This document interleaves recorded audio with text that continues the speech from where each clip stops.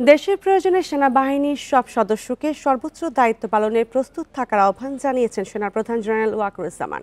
সকালে রাজশাহী সেনানিবাসের প্যারেড গ্রাউন্ডে infantry রেজিমেন্টের colonel of the রেজিমেন্টের অভিষেক অনুষ্ঠানে এই আহ্বান জানান তিনি। সেনাপ্রধান বলেন, ইনফ্যান্ট্রি রেজিমেন্ট 1971-এর পর থেকেই দায়িত্বশীলতার সাথে তাদের দায়িত্ব পালন করে যাচ্ছে।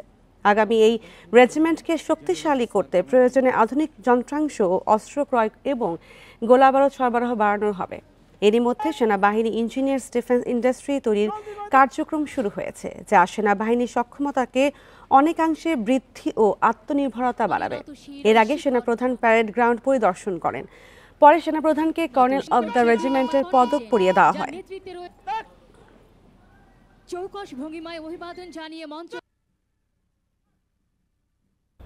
আমি আশা করব বাংলাদেশ ইনফ্যান্ট্রি রেজিমেন্টের প্রতিটি সদস্য তাদের উপর অর্পিত দায়িত্ব সর্বোচ্চ শৃঙ্খলা এবং পেশাদারিত্বের সাথে পালন করবে।